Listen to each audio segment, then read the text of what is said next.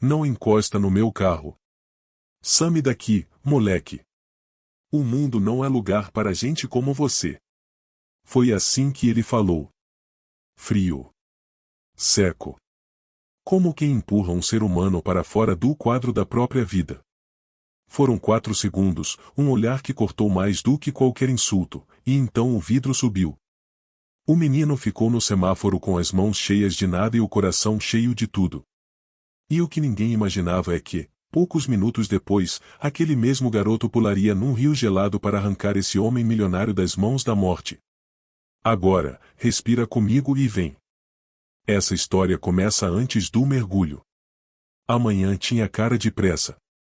Cidade grande em dia útil, buzinas nervosas, vendedores ambulantes disputando um quadrado de calçada, sirenes que passavam como se o tempo pudesse ser ultrapassado no acostamento. Debaixo da ponte, o som da água batendo nas pedras. Sobre a ponte, um sinal que insistia em ficar vermelho para alguns e verde demais para outros. Nicos ninguém na rua chamava o menino pelo nome inteiro, e talvez ele mesmo já tivesse esquecido como Eras limpava para-brisas nos sinais desde os 9. Tinha 12 agora. 12 e uns tantos sustos que não cabiam nos dedos das mãos. Uma camiseta larga, um boné gasto, um sorriso que só aparecia quando alguém dizia "Oh valeu, campeão". Dormia a umas 3 quadras dali, num abrigo improvisado atrás de um campo de society desativado. Às vezes descolava um prato de comida na igreja, outras vezes no restaurante de Dona Geni, que no fim do expediente dava o que sobrava. A escola ficará para trás numa gaveta que ninguém abriu de novo. O semáforo fechou. Nico correu até uma SUV preta, dessas que parece ter sido desenhada com régua. Vidros escuros, rodas cromadas, cheirando a couro novo. No banco de trás, uma maleta. No banco da frente, o dono do tempo, de Henrique Azevedo, investidor, presidente, manchetes, o tipo de homem que não espera, que é esperado. No dedo, um relógio que valia mais do que todas as moedas que o menino juntou no mês. No olhar, uma pressa que beirava a irritação. Telefone no viva voz, uma reunião na qual a voz dele pesava mais do que qualquer voto. Nico ergueu o spray com o desengordurante que ele próprio batizou de máquina de arco-íris ou porque, quando a água pegava o sol, fazia cores. A mão quase tocou o vidro quando Henrique virou o rosto, impaciente. Não encosta no meu carro. Some daqui, moleque. O mundo não é lugar para gente como você. O vidro subiu. O sinal abriu. A SUV arrancou. Nico ficou parado no meio-fio por um segundo, com o spray numa mão, a flanela na outra, e uma vergonha que não cabia no peito. Deu 2 passos atrás, respirou fundo e disse para si do jeito que só quem vive de se convencer sabe dizer. Tá tudo bem, Nico. Bora que ainda tem muito carro. Mas tem palavras que grudam. Ele voltou à calçada como quem se esconde dentro do próprio corpo e trabalhou em silêncio, como se não quisesse que o mundo o percebesse. Quando o sinal fechou outra vez, a SUV preta não estava mais. E, por algum motivo que só o destino explica, Nico olhou para o lado de baixo da ponte. A água do rio corria pesada naquele final de manhã. No inverno, ela fica marrom, fria, quase indiferente a quem repousa na superfície. O vento carregava um cheiro de ferrugem com lembranças que a gente não escolhe.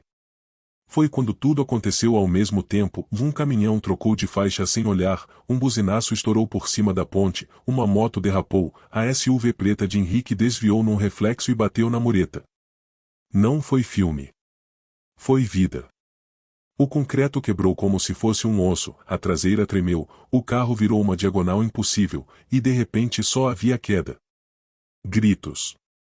Celulares erguidos. Um silêncio estranho entre um barulho e outro. E o mundo parou por um instante para ver a SUV preta sumir na água como uma pedra rica. Nico largou o spray e correu. A mente ficou vazia e o corpo ficou cheio de vontade. Alguém gritava ou liga pro resgate, outro dizia ou não pula, garoto, mais gente filmava, quase ninguém agia. O coração do menino batia na garganta. O frio cortou antes mesmo do mergulho. Ele vai morrer, Nico disse, e foi como se justificasse para o universo. Ele tirou o boné e pulou. O choque foi um tapa de gelo. A água mordeu o corpo do menino com todos os dentes. O rio puxa para baixo como se tivesse braços. Olhos ardiam. A cabeça doeu. No primeiro segundo, a vontade foi subir e desistir. Só que havia uma imagem íntima segurando a nuca de Nico, o rosto do homem que o expulsou do mundo havia 4 minutos, agora tremendo dentro de uma jaula de metal que afundava. Às vezes, a vida posiciona o espelho num ângulo cruel. A SUV boiava oblíqua, afundando devagar. O capô já não aparecia. Bolhas subiam. Nico nadou até a porta do motorista, chutou a lateral 2, 3 vezes. Nada. Pela maçaneta, ele pensou, impossível debaixo d'água. Lembrou-se do que vira num vídeo antigo de primeiros socorros num televisor de vitrine, em caso de submersão, abra a janela antes de a eletrônica morrer. Tarde. Só restava quebrar. Vai, dizia para si, entre a água e o medo. 100 quilos de porta. Um corpo de 36. A matemática não fechava. E ainda assim ele tentou. Nico pegou uma pedra grande no fundo, prendeu o ar, afundou, bateu o vidro com toda a fúria que um menino pode ter, trincou. Bateu de novo. Doeu o braço. Nada. A SUV afundou mais. Bolhas e bolhas como se o carro respirasse pela última vez. Alguém na ponte chorava. Outro gritava ou ele não vai conseguir. O rio não liga para a torcida. Na terceira batida, o vidro arrebentou num estalo que pareceu libertar uma cidade inteira. A água invadiu. A correnteza arrastou o garoto 1,5 metros para trás, girando-o como um brinquedo. Ele voltou no impulso, os pulmões queimando. Entrou pela janela num mergulho cego. Dentro, viu o homem. Henrique tinha olhos abertos de pavor, a boca tentando respirar o impossível. Tentava soltar o cinto, mas o mecanismo travara. O relógio piscava como um farol dentro da água suja. Nico levou a mão até a fivela. Puxou. Nada. Trancado. Teve vontade de gritar, mas a água proibia. Procurou com a outra mão alguma brecha. O cinto agarrava no banco. Ele pensou rápido, pega o caco, corta. Pegou um pedaço grosso do vidro estourado, sem sentir o corte furar 2 dedos. Forçou contra a faixa. Seria preciso tempo. Tempo é uma coisa que o rio não dá. Corta, Nico. Corta. Cortou. Centímetro a centímetro. O braço ardia. As mãos escorregavam. A SUV desceu mais um degrau no abismo do leito. Quando a faixa arrebentou, o corpo de Henrique sacudiu para a frente. O ar faltou de vez. Nico puxou o homem pelo colarinho, empurrou a cabeça dele em direção à janela. O rio tentava mantê-los. O menino empurrou de novo. A gravata prendeu no câmbio. Ele esticou a mão, rasgou a gravata com um tranco bruto. Sobe, pensou. As bolhas agora eram muitas, como se a água comemorasse um gol. Os dois emergiram num golpe, tossindo o resto de medo que coube nos pulmões. A margem parecia uma promessa. Alguém jogou uma corda. Alguém desceu um barranco. Alguém filmou mais de perto. Nico sentiu o braço falhar, mas manteve a mão na nuca de Henrique, como aprenderá vendo os salva-vidas nos verões, e mantém a cabeça fora, custe o que custar. Na beira do rio, deitados no chão frio, os dois existiram de novo. Henrique não respirava. Ou respirava errado. Nico, entre um tremor e outro, lembrou de novo das imagens de TV, inclina a cabeça, libera a boca, comprime o peito. 1, 2, 3, 4. Ele contou com os dedos feridos. 1, 2, 3, 4. Vinha gente. Sirenes distantes, enfim interessadas. No terceiro ciclo, Henrique reagiu com um suspiro pequeno, como um recém-nascido indeciso. Isso! Gritou um homem. Ele voltou. Nico recuou, exausto, sentindo o corte na mão pulsar. Alguém botou um casaco seco sobre o garoto, outro sobre o milionário. Os paramédicos chegaram, organizaram o caos. Perguntaram o nome do menino. Ele não respondeu de primeira. Estava acostumado a não responder quando a autoridade perguntava demais. Nico, só alguém disse, um ambulante conhecido. É Nico. É daqui. E você é o Henrique Azevedo? O paramédico perguntou, como quem confirma um fato do jornal. Henrique tentou falar. Só tossiu água e culpa. Na ambulância, o mundo parece ter regras. Na rua, não. Quando a confusão se acalmou, Nico desapareceu como um gato. Não por medo do que fez, mas por medo do que vem quando fazem perguntas demais. E cadê seus pais? Onde você dorme? Quem é seu responsável? Quem vive sem endereço aprende a driblar até o bem-intencionado. Do hospital, no entanto, as perguntas eram de outro tipo. A mídia farejou a história em 10 minutos.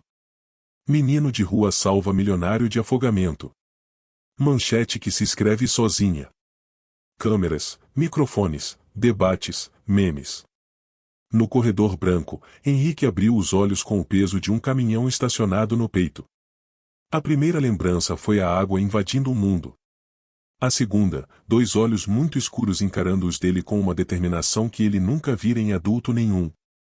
Onde está o menino? Foi a primeira coisa que disse com a voz raspada. A assessora de imprensa anotou como se fosse uma pauta. Encontramos alguns vídeos, respondeu João, seu braço direito. Já identificamos. O nome dele é Nico. Não tem registro recente na escola. Vive na região da ponte. A assistência social já está na rua. A imprensa quer falar com o senhor às 5. Não às 5, Henrique disse, surpreendendo a si mesmo. Agora. Mas antes eu quero ver o menino. Fizeram o que sempre fizeram por ele e tentaram organizar o mundo. Entre uma ligação e outra, o rosto de Henrique surgiu em todos os noticiários com a palavra o milionário colada como sobrenome. Sorrisos fabricados, frases seguras, promessas de recompensa. A assessoria preparou um discurso, gratitude, o verdadeiro herói, programa de apoio, vamos mudar vidas. Palavras de vitrine. Só que, do lado de fora, a rua tem suas próprias vírgulas. Nico assistiu a 3 minutos de TV pela vitrine de uma loja de eletrodomésticos. Viu a própria sombra no canto do vídeo. Viu o homem da SUV falar sobre responsabilidade social ou com uma voz bonita. E teve vontade de rir de nervoso. Dinheiro sabe falar bonito. Depois, virou a esquina, sentou no degrau atrás do campo de society e ficou olhando as mãos, um corte profundo na base do polegar, outro menor no indicador, um roxo subindo pelo antebraço. Vai infeccionar se você não cuidar, menino, diria Dona Genice Vice. Mas a noite chegava e, com ela, o frio que a cidade economiza nos aquecedores. Nico encolheu os ombros, prendeu o boné nas mãos, e fechou os olhos por uns minutos. Acordou com passos. 2, 3, 4. Aprendeu a medir perigo pelo ritmo dos pés. Aqueles eram leves, apressados, mas não hostis. Nico? Ele levantou no susto. À frente, um homem de terno sem gravata, cabelo desalinhado de quem saiu da urgência.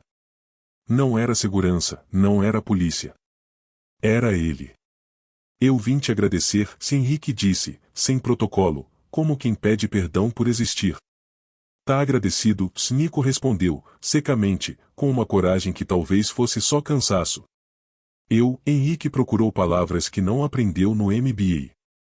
Eu falei uma coisa horrível para você hoje de manhã. Nico deu de ombros. Como se dissesse isso acontece. O mundo é lugar para ir à escola, Nico? Henrique arriscou, naquela mania de executivo que transforma o que vê em um projeto. A escola não cabe na rua, Nico respondeu, firme. Quando a gente mora assim, o caderno molha, some, rasga. A chamada é um grito. E a rua não gosta de gritos que não são os dela. Henrique ficou quieto. Havia ali uma sabedoria que não se acha em livro de negócios. Amanhã, se ele se animou, tateando um plano, se eu vou anunciar um programa novo. Bolsas, abrigo, curso, tudo o que for preciso. Você vai ser o primeiro. O que você acharia de morar num lugar legal, estudar, ter um quarto só seu? Nico olhou rápido e desviou. Não era a primeira vez que alguém prometia mundos. A diferença é que dessa vez o prometedor devia mais do que fala. Eu acharia bom, disse devagar, se não for só para fazer foto, se não for só para um dia. E foi nessa frase que a história dobrou de vez. No dia seguinte, a coletiva aconteceu num auditório que cheirava a carpete novo e demonstrações de PowerPoint. Câmeras, microfones, palavras como impacto, transformação, responsabilidade. Henrique começou o discurso tentando ser quem ele sempre foi, impreciso, prático, impecável. Mas as frases robotizadas caíram mortas na boca. Parou no meio, respirou, olhou o público e disse o que o coração estava finalmente pronto para dizer. Ontem eu olhei para um menino e não vi um ser humano. Hoje eu estou vivo porque esse ser humano decidiu me ver. Eu não vou transformar isso em propaganda. Eu vou transformar isso em caminho. E caminho se faz com passos, não com discursos. Silêncio. E depois, um burburinho que não se decide entre ceticismo e esperança. A assessoria gelou. Palavras sem blindagem dão medo em sala de imprensa. Ele seguiu. O Nico não vai ser vitrine. Vai ser escolha. A primeira de muitas. Essa empresa, a partir de hoje, não vai só doar. Vai se responsabilizar. A começar por rever um projeto que empurra famílias para debaixo da ponte onde o Nico dorme. Foi como se ele explodisse uma bomba no próprio jardim. Porque havia um projeto, sim, um empreendimento imobiliário à beira do rio, que prometia modernizar a margem com cafés e escritórios de vidro. No papel, bonito. Na prática, uma remoção silenciosa de quem vive nas beiradas. Os acionistas trocaram mensagens com palavras como imprudência, perda, risco. No fundo, tinham razão, de mudar custa. O que eles não calculavam é quanto custava ficar como estava.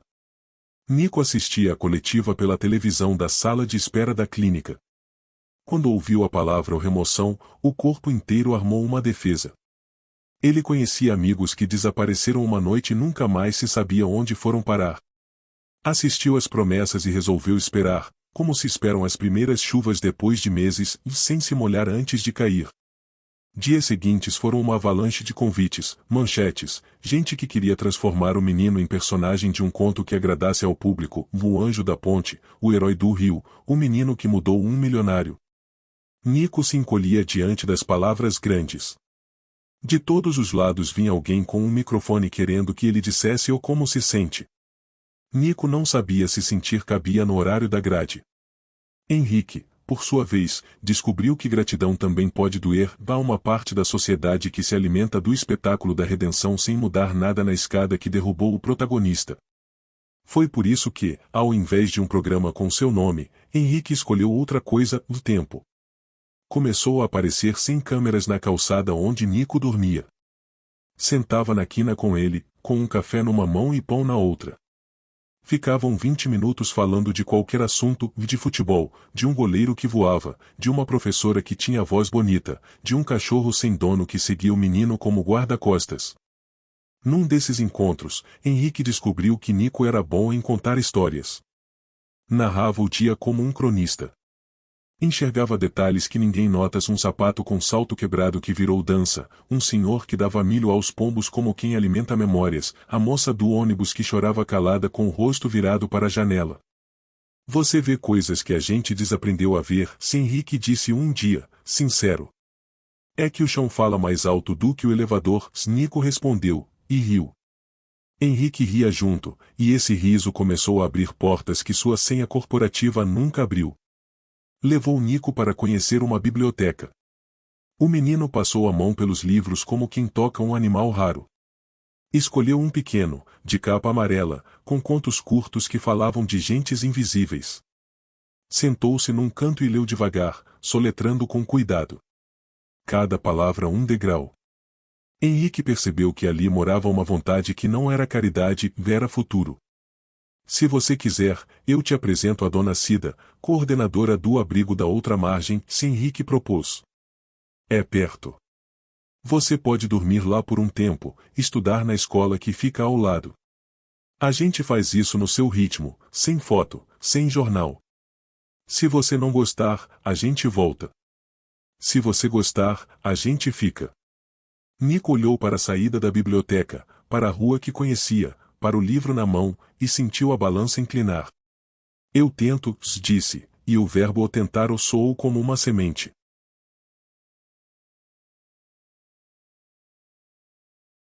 No abrigo, a primeira noite foi longa.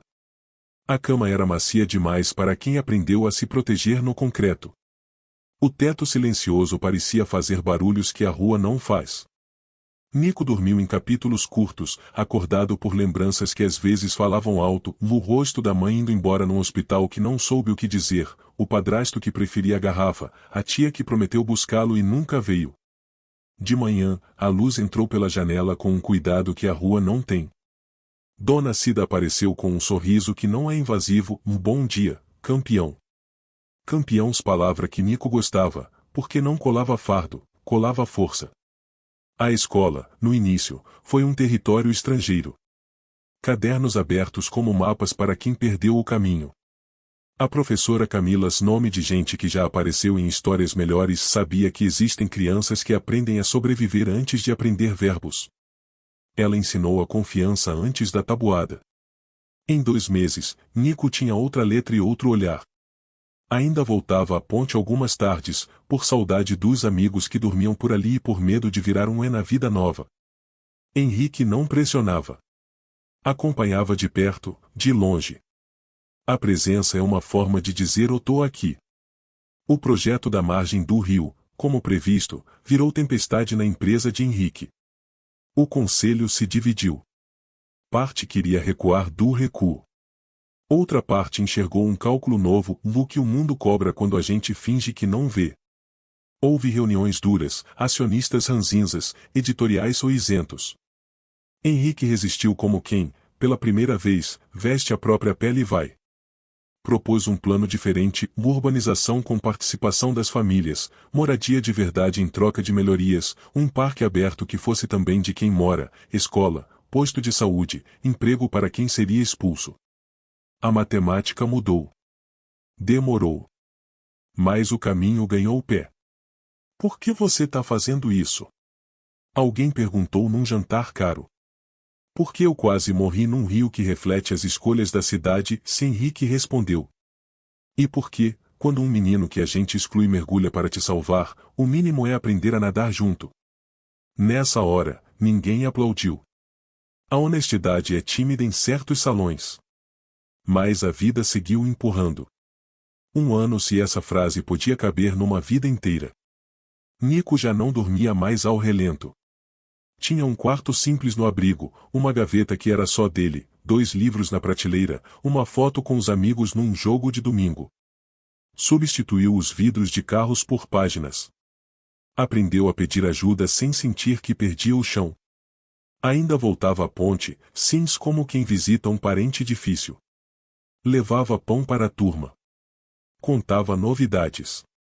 Dizia do parque novo que começava a nascer onde antes havia só mato e medo. E aprendeu a falar num microfone. Eu só pulei porque não dava para fingir que eu não via, se ele disse num debate na escola. A gente tem que pular mais cedo.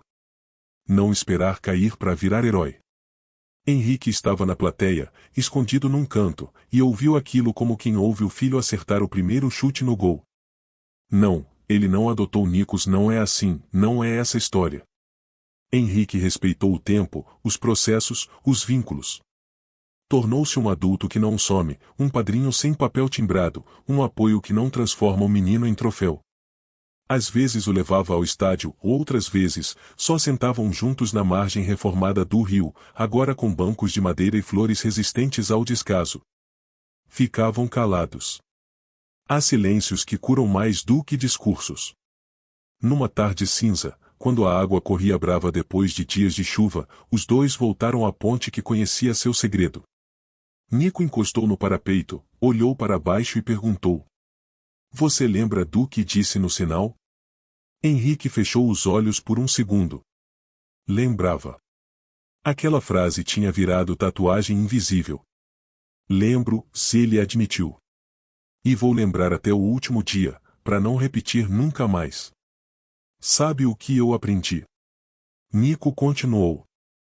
Que às vezes a gente chama alguém de moleque ou porque tem medo de se olhar no espelho. E que dá para desmontar esse medo com 3 coisas: coragem, oportunidade e alguém que fica. E você sabe o que eu aprendi? Henrique devolveu. Que riqueza que não toca o outro é só peso.